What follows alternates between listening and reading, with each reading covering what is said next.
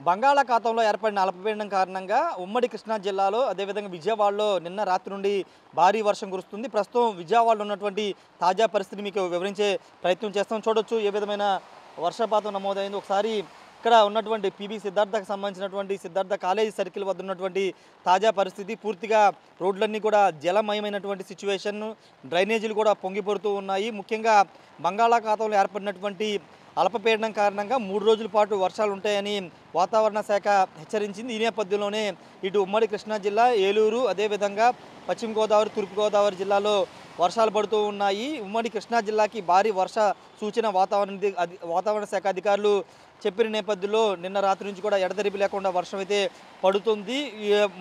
ఉత్తరాంధ్ర జిల్లాలో కూడా 3 జిల్లాల్లో కూడా భారీగా వర్షం అయితే నమోదైనటువంటి పరిస్థితి చూడొచ్చు. తాజా దృశ్యాలు ఇవి. పూర్తిగా విజయవాడలో లోతట్టు ప్రాంతాలన్నీ కూడా జలమయమైనటువంటి పరిస్థితి. వాహనాలు కూడా వెళ్ళడానికి కొంత ఇబ్బందికరంగా మారినటువంటి పరిస్థితి.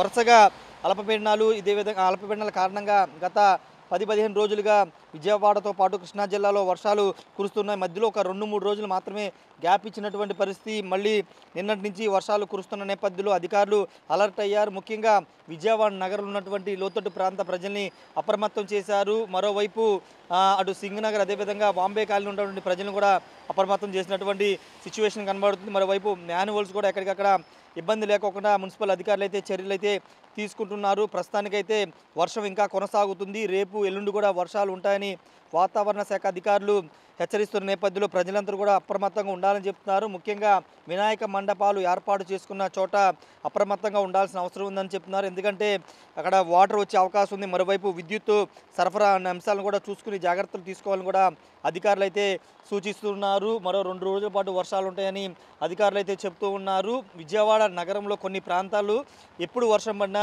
జలమయమవుతున్నటువంటి పరిస్థితి. కొంత చర్యలు అక్కడ తీసుకోవాల్సిన అవసరం ఉందని మున్సిపల్ అధికారులు చెప్పినప్పటికీ చర్యలు తీసుకోవట్లేదని విమర్శలు వస్తున్నాయి. ఒకసారి ఇటువైపు చూస్తే కనుక పూర్తిగా డ్రైనేజీలు మీద నుంచి వాటర్ అంతా వెళుతున్నటువంటి సిచ్యువేషన్. డ్రైనేజీలు కూడా పూర్తిగా మునిగిపోయి ఇళ్లలోకి కూడా వాటర్ వెళ్ళిపోయినటువంటి దృశ్యాలు మనం చూడొచ్చు. విజయవాడలోని ఈ సిద్ధార్థ కాలేజ్ సర్కిల్తో పాటు పెన్నమనేని పాలిక్లినిక్ రోడ్డు, అదేవిధంగా జమ్మిచెట్టు సెంటర్, ఈ ప్రాంతాలు ఎప్పుడు వర్షం పడినా ఈ విధంగానే నీళ్లు నిలిచిపోతాయి. నీళ్లు వెళ్ళే మార్గం అయితే లేదని కొన్ని స్థానికులు కూడా చెబుతున్నటువంటి పరిస్థితి. ఇవన్నీ కూడా ఈ గోడను ఆనుకుని ఒక డ్రైనేజీ ఉంది. ఒకవేళ ఆ డ్రైనేజీ కనుక ఎక్కడన్నా ఓపెన్గా ఉంటే ఖచ్చితంగా ప్రమాదాలు జరిగే అవకాశం ఉంది. కాబట్టి అలాంటి ఇష్యూస్ లేకుండా చూసుకోవాలని అధికారులు కూడా చెప్పినటువంటి పరిస్థితి. లోపల కూడా వాటర్ వెళ్ళిపోయినటువంటి సిచ్యువేషన్ మనం చూడొచ్చు. పూర్తిగా విజయవాడలోని చాలా ప్రాంతాలు ఇదే విధంగా ఉన్నాయి. ఎందుకంటే వర్షం తగ్గట్లేదు, ఎడతెరిపి లేకుండా కురుస్తున్న నేపథ్యంలో పూర్తిగా ప్రజలు కూడా అప్రమత్తంగా ఉండాల్సిన అవసరం అని చెప్తున్నారు. వినాయక చవితి సందర్భంగా ప్రభుత్వ కార్యాలయాలకి, ఆఫీసులు సెలవు కాబట్టి కొంత రద్దీ తక్కువగా ఉన్నటువంటి సిచ్యువేషన్ అయితే ఉంది. చూడొచ్చు పూర్తిగా ఒక చెరువును తలపిస్తున్నటువంటి పరిస్థితి. విజయవాడలోని ఇది సిద్ధార్థ సర్కిల్తో పాటు బందర్ రోడ్డును కలిపే డివిమినర్ రోడ్డు అంటారు. ఈ రోడ్లోనే పరిస్థితి ఈ విధంగా ఉందంటే ఇంకా లోతట్టు ప్రాంతాలకు వెళ్తే పరిస్థితి ఏ విధంగా ఉంటుందో అర్థం చేసుకోవచ్చు. ఏదేమైనప్పటికీ వర్షాలు అయితే ప్రజల్ని భయపెడుతున్నాయి. ముఖ్యంగా విజయవాడ ప్రజలను అయితే భయపెడుతుంది. ఎందుకంటే వినాయక చవితిని ఎంతో అంగరంగ వైభవంగా జరుపుకుందాం అనుకున్న విజయవాడ ప్రజలకి ఈ వర్షం కొంత ఇబ్బంది కలిగిస్తుంది. ముఖ్యంగా వినాయక మండపాలు ఏర్పాటు చేసుకున్న ప్రజలు ఈ ఎడతెరిపి లేకుండా కురుస్తున్న వర్షం కారణంగా ఇబ్బందులు ఎదుర్కొంటున్నారు.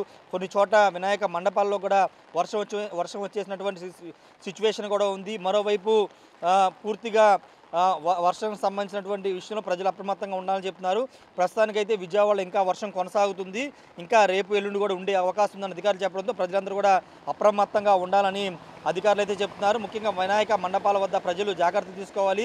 ఒకవైపు విద్యుత్తో పాటు అక్కడ అలంకరణ చేస్తారు, లైటింగ్ అని పెడతారు కాబట్టి వర్షం కూడా కురుస్తుంది కాబట్టి చాలా జాగ్రత్తగా ఉండాలని కూడా అధికారులు అయితే చెప్తున్నారు. ప్రస్తుతానికైతే ఈ ప్రాంతానికైతే మున్సిపల్ అధికారులు ఎవరు రాలేదు. కొంత ఈ వాటర్ని కొంత క్లియర్ చేసే ప్రయత్నం చేస్తే ఇబ్బంది లేకుండా ఉంటుందని వాహనదారులు కూడా చెబుతున్నటువంటి సిచ్యువేషన్ కూడా మనకు కనబడుతున్నటువంటి పరిస్థితి చూడొచ్చు. వాహనాలను కూడా నీళ్లలోనే ఏ విధంగా వెళుతున్నాయో మనం చూడొచ్చు. చాలా ప్రాంతాల్లో ఇదే సిచ్యువేషన్ అయితే విజయవాడ నగరంలో కనబడుతుంది. ఏది ఏమన్నప్పటికీ బంగాళాఖాతంలో అల్పపీడనం కారణంగా మరో 2 రోజుల పాటు వర్షాలు ఉంటాయి కాబట్టి ప్రజలు అప్రమత్తంగా ఉండాలని అధికారులు అయితే సూచిస్తున్నారు. ముఖ్యంగా వినాయక మండపాలు నిర్వహిస్తున్న వాళ్ళు మాత్రం చాలా అప్రమత్తంగా ఉండాలని మాత్రం అధికారులు అయితే చెబుతున్నారు.